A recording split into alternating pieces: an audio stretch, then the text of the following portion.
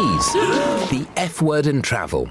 With an HSBC Global Money account, you can drop fees from Acapulco to Zurich. That means no fees here, bonjour. No fees here, howdy. And definitely no fees here. Pay no HSBC fees overseas with a Global Money account. HSBC UK, opening up a world of opportunity. Available to HSBC UK customers with an eligible current account. Exclude some accounts such as the HSBC Basic Bank account. For mobile banking app users only. Non-HSBC fees may apply. Hello and welcome to Audiobook Connection, behind the scenes with the creative teams. I'm Becky Parker Geist, and I'm your host. Audiobook Connection is your place to learn about the audiobook creative process in discussions between the authors, narrators, producers, and post-production teams that bring them all together, as well as guests who have listened to the audiobooks and have questions for the creative teams. This podcast is sponsored by Pro Audio Voices, helping great stories come alive through audiobook production and marketing.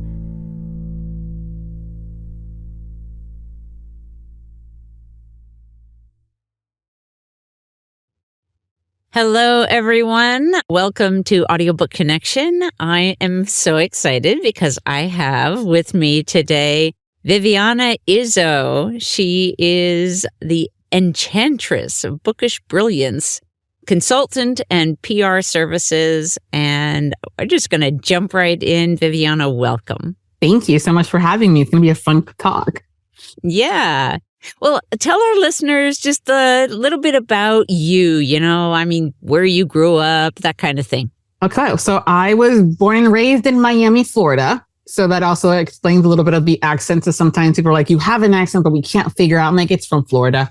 That's where that is. I am bilingual, though sometimes I totally debauch the Spanish language.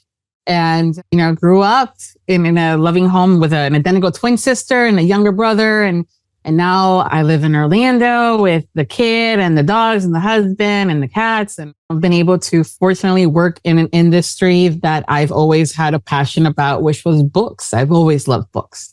Yeah. When I was little growing up, I always wished I had a twin.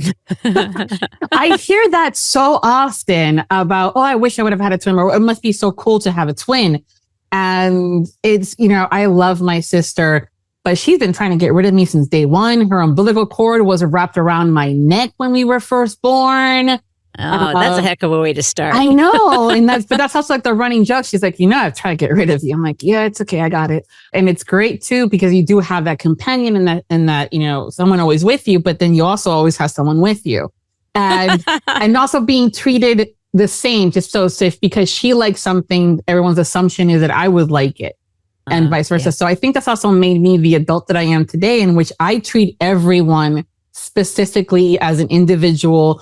And I will do 15 different meals for dinner if you all like different things. And so I just focus on individualism a lot because of that. But yeah. It was probably, that desire all probably came from that TV show, Please Don't Eat the Daisies, when I was growing up.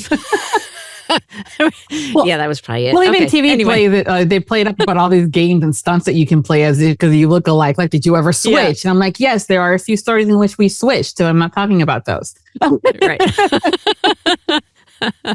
That's great. Well, so you said you've always loved books. Tell us a little bit about like the early part of that journey. I mean, was it just from like being read to when you were little, and then it just or what? I think it's a mixture of being told stories. I mean, that's also where my love of audio kind of comes into play. I was always, bedtime stories. We had books, but there's sometimes my mom or my grandmother would tell us stories from back in the day and things like that. And then I remember the local library in Miami having wanting to spend my time there and just be able to select the books that I liked and discover new ones. And if I had to wait for that other one to come in, then having someone suggest to me, well, if you like this, then maybe you'll like that. And I think it's just that whole being part of something, even if it's not a quote unquote real story, but I was part of that world. I was part of that family. I was having the adventures along with them. And, when I got to go home and do homework and chores for a second there, at least I had an adventure in my eyes, right?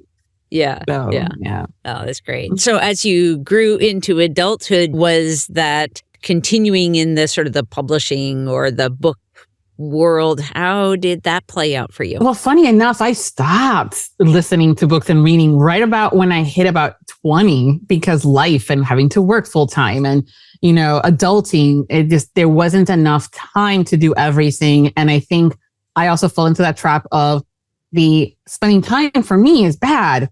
I have other things to do. So I just stopped. And thankfully, I kind of got back into it maybe about 10 years later. So in my 30s. Going to like a local book convention, not knowing that was a thing and that I was able to, there's other people that like books as much as I do. And that kind of sparked that interest in reading more again and figuring out who the authors were at the time and what I liked, which is still a love of mine is paranormal, and discovering all this new stuff all over again now as an adult with my adult money. So that was the other thing. I'm like, adult money. And then started with the blog and kind of going from there. Mm-hmm. Yeah, nice. And so I know you do, and we'll get a little deeper into some of the details of this, but I know you do author marketing, social media. Kind of at what point in an indie author's journey do you typically start working with them? I've worked with indie authors who have yet to publish a book, and also those that have been publishing for eons, and I do mean eons. Because the world of publishing, and I think just like with anything in life, things change, they evolve, trends, whatever was popular tomorrow is no longer popular today. And how to stay in line with it, and also not knowing even how to get into this world can be very daunting because there's so much information out there. So I've worked with people that are aspiring authors wanting to see if this is even a track for them. And if it's going to be something that they do full time and what that entails versus, all right, when I can. And even if they're cut out for it, because it's an awesome world, but you've got to develop your thick skin and things like that and wanting to have that drive. So I've worked with them in a variety of stages, which I love. Nice. Yeah. And what are some of the ways that you're helping authors succeed in this world? Sometimes having the conversation of you are your business. A lot of times people think, well, it's the book. I'm like, no, just like it isn't the mouse, it's the whole company, right? So it's like, it's not the jeans, it's who's designing the jeans. I mean, you have your brand names and you have your general stuff, but at the end of the day, there's still a business, regardless of what it is. And you are producing a product and you are the company, you are the owner, the CEO. And in most cases, a heck of a lot of other titles involved because you are a small business owner. And helping them realize that that's who they are aside from the writer and the one creating the stories and what all that entails and the goods and the bads and the do's and the don'ts. Yeah. I know from my many years now as president of Bay Area Independent Publishers Association that this is a sort of a point of struggle for many authors who just, they show up because, I mean, they write their first book just because they have something that they want to share. They're not thinking about their work as a business most often. And so that is a hurdle for them to overcome. Yeah. And what does that look like separately? Because we all grew up in the day where Penguin Random House or, Simon and Schuster, the big five, which is technically now the big four. In order to your book to be published, you had to get picked up by one of them to quote unquote make it. And now we live in a world where no, you don't, which I think is great. But there's also, what you're putting out there is something, your name's behind it. What does that look like? Do you want something that's just, being held together by duct tape, or do you want a nice presentation of everything together? And realizing that, it's a goal, but if you want to make this aside from a hobby, what does that look like? And what do you got to do to make it more than just a hobby?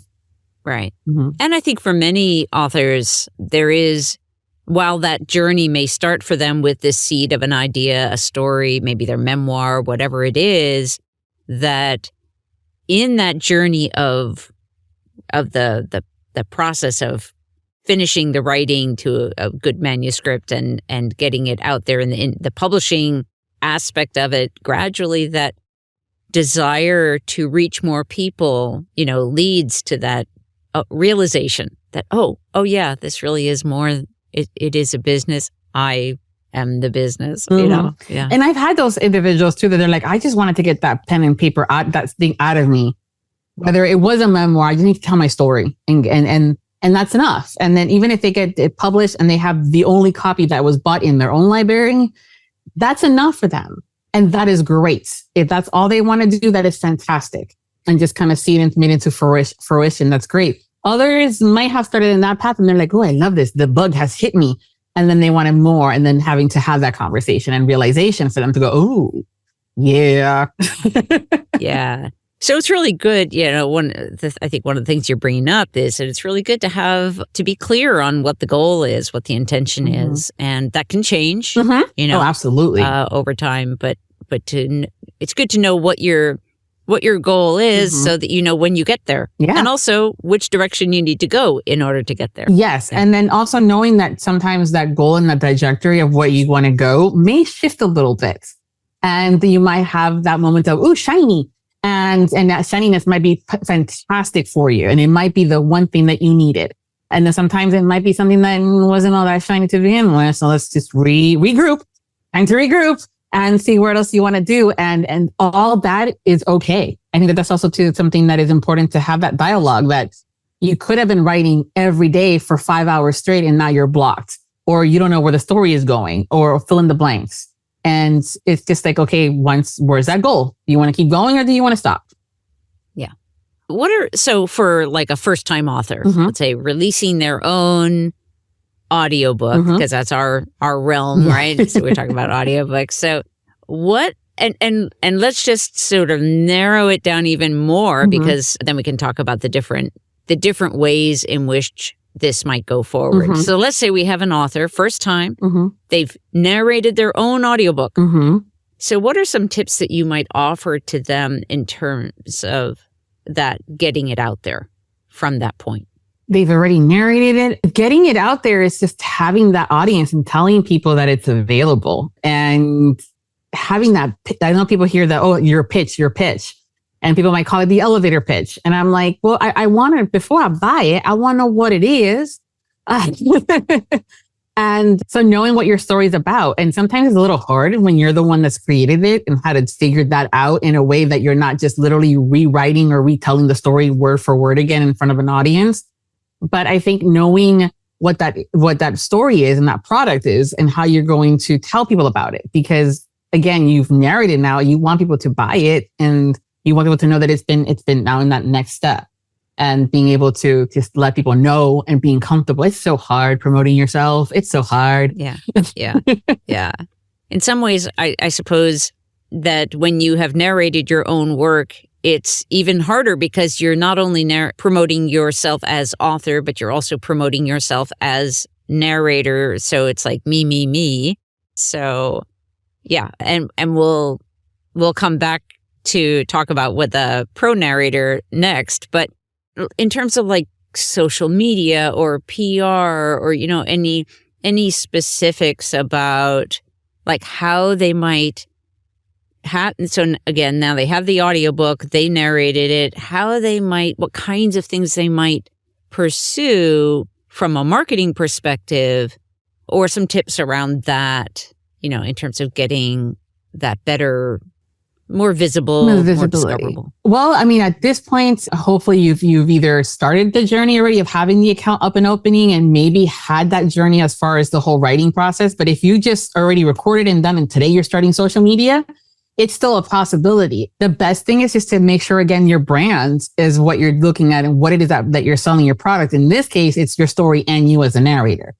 And so now you have technically two separate products per se. And then it's just having that information, making sure that your things align, that, if you have graphics that they are showcasing the cover, it's an audiobook. So I want to hear it, having some of those snippets out there and teasers that I'm able to find out. And then great, I have the audio, but don't forget to add the description of what it is from, in the caption. So I know what to go buy. I've seen a couple of times where I've had people posting the audio for audiobook and not even the book cover. But even then, again, people are on their devices. And sometimes the images don't come across the nicest. Pixelation, for an example, is an issue.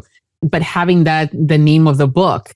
And even if it's not up on Amazon, you're selling it directly on your website. Well, where can I get it? So what is it?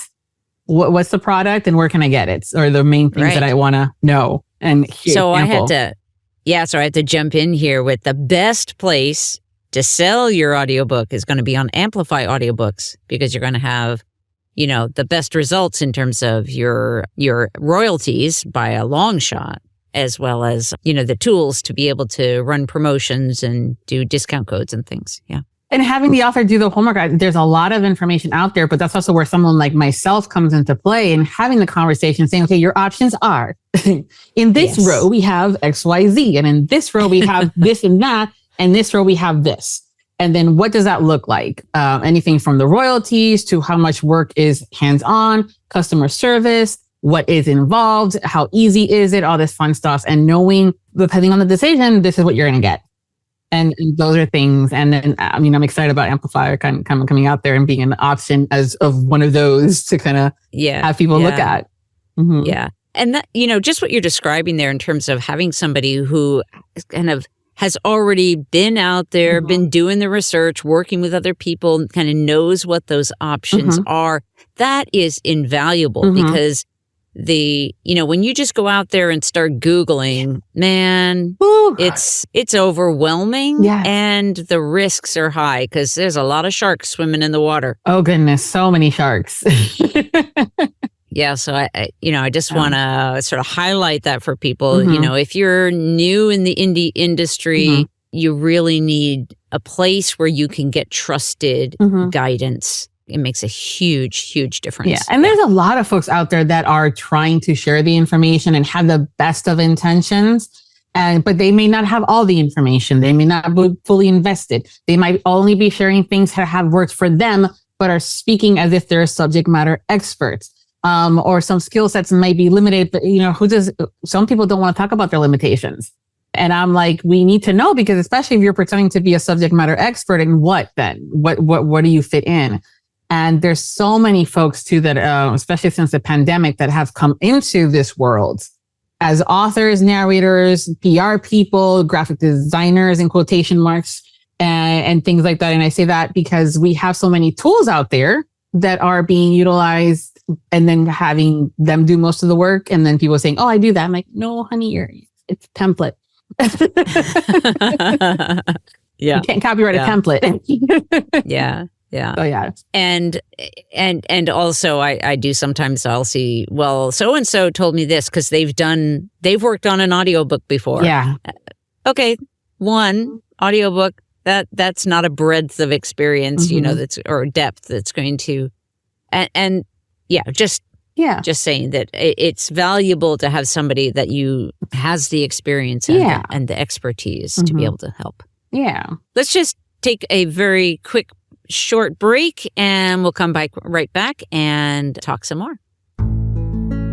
Looking for a way to bring your children's book to life in an engaging way for young ones? At Pro Audio Voices, we bring together decades of experience with audio production, teaching, and parenting to craft a listening experience that will delight children and parents alike.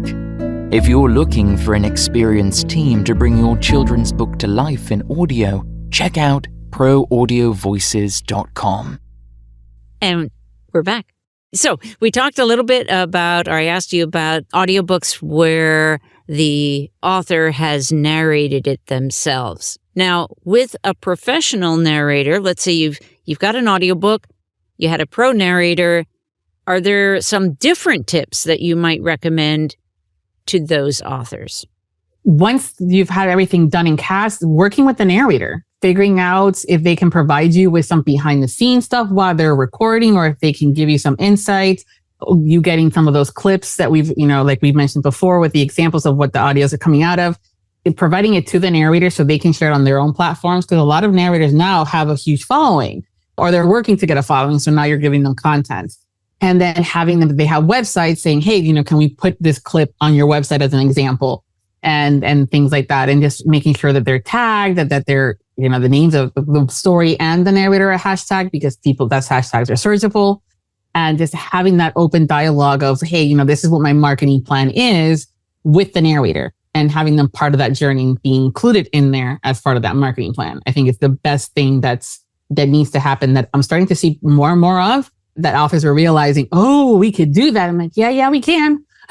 Yeah. And also just want to say, if you are a listener who has already had your audiobook complete, and you didn't ask your narrator to do a recording of themselves, in the booth, you can still do that, maybe, even if they're not actually recording your audiobook at the moment, they can still do that for you. So if you have a relationship either directly with the narrator or through a production company, have a relationship, you can still put in that request. Yeah, put it in there, see what's going, what's availability. And there's other things too, from like just having the narrator share that it was released. I think sometimes that people are like, well, wait, that's right, it was released. Sometimes the narrators don't know that it's been released. And I'm like, well, as an author, let them know, hey, this is a schedule. This is one their thing. I go, I'm going to tag you on it, repost it, or hey, here's some verbiage. Here are the hashtags we're using for this release.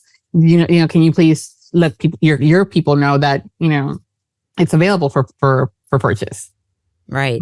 And if you release first on Amplify audiobooks, you're going to have complete control over when that release happens. So, that's something that you can incorporate into your social media and your communication with your narrator, and then actually have an additional announcement once it becomes live on some of the other platforms. And in fact, you could have, now it's available on Audible. Now it's available on audiobooks.com. Yeah. Now it's available. Well, that's actually part sometimes of the marketing, and the marketing strategy is limiting where to promote, to release the book first. And, having a platform like Amplify where you can do it there and you get a bigger royalty out of it is a smart thing to do, is to have it stay there for a little bit. You're driving traffic.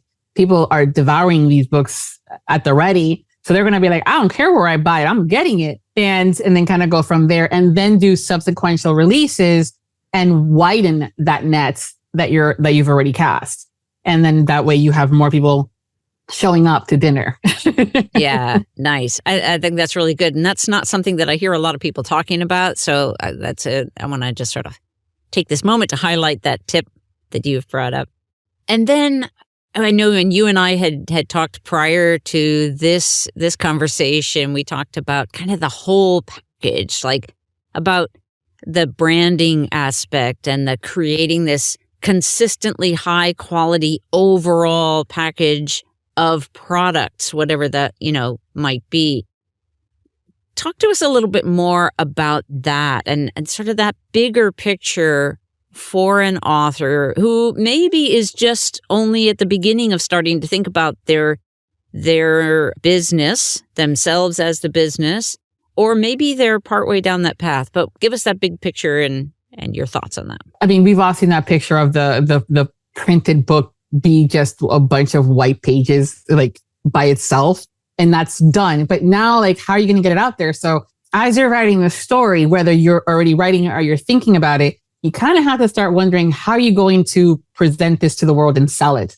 So that means you're going to be, obvious, and well, maybe not even obvious. Sometimes people forget. You're going to have an editor, someone that then formats it into the different platforms, whether it's for paperback or ebook, because formatting is different. And then that cover is going to be your niche, your whatever we see first is what we're going to see. And so having a cover that is done by a professional graphic designer or someone that has this, because that's the other thing too. A lot of times, a lot of authors will create their own first covers. And that's great too. I mean, I've known some, like there's one author, Danica Dark, who does her own covers and they're fantastic. But she's done the homework to know where to get the actual graphics legally and done the homework. So there's a lot of things that kind of go into it that you don't want to just throw in there or have three hands where there really should only be two and things like that. And then continuing with that, like where you're going to place it on the website, having that set up and ready for people can land and find some place to find you. And into the audio, like having all that stuff, the book cover, remember, vertical, rectangular, book covers are square. So, and people sometimes like, oh my God, I forgot the book cover being square. And I'm like, well, your graphic designer that works in publishing or has had these authors should have potentially said, and did you want to add the cover for your audio as part of the package? And if they didn't, then you got to go back to them and saying, hey, I need to have that. Don't just try to expand it and now make it pixelated and significantly stretched out. Because here's the thing. If I see that the effort isn't being made for something that you're putting in front of me, in this case, the cover, I don't know what else you put that much or little effort into your story. And it sucks. And I hate to say it, but we do judge books by their cover. We do. And I'm thinking too, it's the same thing like when you put a filet mignon in front of me. It's the same thing if you put a bouquet of flowers in front of me. It doesn't matter what you put in front of me. What the effort that you put behind it is going to say something about that product. So put the effort. If it means taking a little bit more time to publish it, do that. If it means doing the homework, do the homework. Hire someone. It sucks. People are like, but it's a lot of money. I'm like, you know what? You get what you pay for. Yeah. And it doesn't have to be a huge amount of money. It doesn't. It can't be. There are some wonderful designers, that can do, for a few $100s. Yes. Oh my gosh. Yes. So worth it. Well, it's the same conversation when it comes down to getting your books in audio. There is someone said, oh, it costs like 20 grand. And I'm like, what book are you making that's costing 20 grand? And who are you hiring? I'm going, is Tom Cruise or I don't know, Henry Cavill reading the book? And that's very possible. That could definitely be the reason why it's 20 grand. But there's a lot of different ways to go about it. And I know that you guys talk about that all the time, but that's also kind of the whole thing about it's all encompassing. You got to pay for a good product. Right. Mm-hmm. Yeah. So essential. Mm-hmm. And then are there other things that maybe we haven't covered, but you want to make sure that our listeners know? Yeah. As an author, we talked about you being your brand. Not taking any shortcuts is, I think, huge. And understanding that just because another author that maybe writing technique may not be the best, for an example, is more popular than your book, that's okay. And if someone that writes better than you has made it big and you're going, how do I figure that out? Keep working on your skill sets. Your skills are like a knife. The more you sharpen it and you study and you make it better and you practice, the better it's going to get and the sharper it's going to get. And making sure that you don't put yourself into potential issues too, legal issues. And here's something too that I'm very passionate about, and I've mentioned it in other conversations and even on my own socials, is technically it's almost a bit of a shortcut too. They try to do it where they'll use a celebrity, whether it's Taylor Swift or Henry Cavill or David Gandy, who's a model, and to use to promote their books as part of a book trailer, as part of a teaser trailer or a teaser photo of something. And it's like, no, that's copyright infringements on so many different levels. And also you're not doing yourself any favors. You're really not. You're just, if this is also what you're putting out there, then I don't want to read your book. Mm-hmm. So, right. Yeah. There are also a lot of authors are not aware of the fact that you can't be quoting song lyrics or, inserting songs without getting permission, copyright permission. Yeah. When I was writing my novel, I had some lyrics and then realized, oh, wait a minute, I can't do that because I didn't want to go through the permissions process. Right. I could have, but I thought, you know what? It's not worth it to me. I can change the way I've written it to get the idea across and it will be just fine. Yeah. Yeah. But there are, we see this fairly frequently, that it's really important to. Yeah. I think sometimes when you're writing that band, and they have five guys that you're going to say you have 5 books in the series about this band. And so music's going to come up and things like that. There's been a lot of authors that have done this and they actually have hired musicians to write songs specifically for this series and or book. And then they've either hired them to sing during that portion of it, or sometimes the narrators themselves might be musicians and can sing it. And then that's also another way that you can kind of work with these bands to promote your book too. And that's happened in another narrator, Jacqueline Kelso, hired a band to do something for one of the books that she was producing and narrating for. And they were cross promoting. And it was just a great way to show, share the love do things very legally and up and up, but also showcase the different talents that are out there. Things. Yeah. So, yeah. Yeah. We're just starting the production on an audiobook that is, it's by Andy Bernstein, who he learned, he got his first guitar lesson from Jerry Garcia and ended up doing movies with Willie Nelson. And, and there's going to be music, but, so there are questions of like, well, which songs can he get rights to? Even though he knows the guys that he's going to be, but then as a composer himself and a songwriter himself, we can incorporate his own music and performance of his own stuff that can still lend that flavor. So there's a lot of different ways to handle that whole, set of issues, but, just kind of wanted to call that out since you'd mentioned it about book covers. And coming back to that, yes, book covers are so important.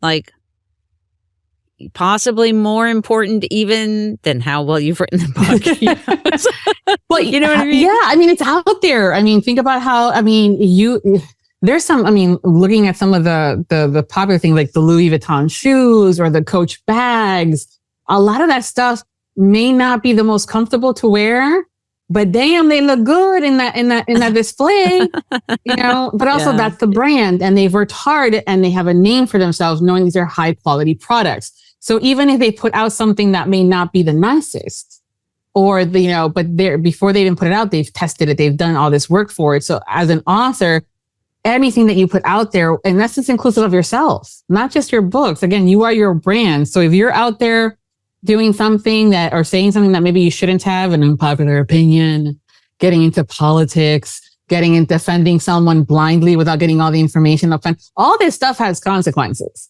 And that's exactly the same thing when Coach would have the same issue. If, there's other brands that have issues because they've opened themselves up to criticism and potential to, no-nos. And that's where it comes down to whether your book was created, the book cover was created via AI. That's going to be a whole conversation of no-nos, don't do it. So that's just on the cover. Now we have I'm thinking about, I know an author recently did it on their Facebook post about the frustrations that they were having with getting their books in audio. And they can understand the why some folks may want to do it via AI. I'm like, hey, I understand. I'd rather hang out with my dog than people most of the time. But nonetheless, that human voice is what's going to bring your characters to life. Yes. And there's something that we as human beings, you can tell when someone's sad. You can tell when someone's happy, when they're really, really having fun and passionate about something versus it's okay in our voices. That's right. There's even courses, in corporate world where like bring a smile to your voice. There's a reason for that. Computers can't do that. That's right. Mm-hmm. That's right. Yeah. As much as they're trying to figure that out, but is something so much more, I think. Yeah. Yeah. And I think that's where the narrators, instead of getting upset that there's quote unquote competition or that they could potentially be out of a job, I'm like, well, what could you be doing better? Exactly. What can you be doing? Does that mean better scheduling, replying to those emails instead of ghosting folks or not having the time, putting yourself out there that you have availability? I don't know what your schedule is like. And if you're telling me how busy you are half the time, I don't know that you had an opening until you tell me. So, or developing your skills even deeper. Oh, your storytelling my goodness. skills. Yes. Coaching. We just had a masterclass with Joshua Townsend on this very topic, So, yeah. Never too good to not get coaching or classes. You're never too good. If the moment that your doctor stops going to school and learning about stuff, the moment you probably need a new doctor. It's the same thing with your the arts. I'm constantly learning. I have my degrees, but I'm still constantly learning and taking workshops and courses and getting certifications because things change. So, let me know what's going on. Oh, you're taking courses because you want to work on your British. Oh, I might have a British character coming up. Yeah. So. Yeah. Mm-hmm. Yeah. Good. Well, let our listeners know where they can learn more about you and the services you offer. Well, I am all over social media, whether it's Viviana Enchantress of Books is usually how I can be found. I also have the email Enchantress Design and Promo at the moment at gmail.com. But yeah, I mean, honestly, my socials are probably the best place to find me. Always feel free to DM and ask questions. And then also I do a lot of consulting work. So even if you don't have a full-blown project to hire someone onto, or you're looking to hire and figure out that process of how to get something done, or this is working, but it's not working right now, what do I need to change it? That's one of the services that I offer is consulting. We set up some time, we figure things out, we come up with a plan, and then we reconnect. So that also can be done through my socials, and there's a link for that on my bios, as they say. Great, great. Well, Viviana, thank you so much for spending this time with me. This again is Viviana Izzo, Enchantress Bookish Brilliance, Consultant and PR Services. And just a reminder that if you would like to support the ongoing work of Audiobook Connection behind the scenes with the creative teams, we would deeply appreciate your support through patreon.com. That is patreon.com/audiobook connection podcast. And we have some special things for you there as members and supporters. Thanks so much. Thank you for having me and having these important conversations. Thanks for joining us for Audiobook Connection, behind the scenes with the creative teams. Please take a moment to subscribe at audiobookconnection.com. The podcast is sponsored by Pro Audio Voices, helping great stories come alive through audiobook production and marketing. Learn more at proaudiovoices.com. Again, thanks for being with us, and please join us next week.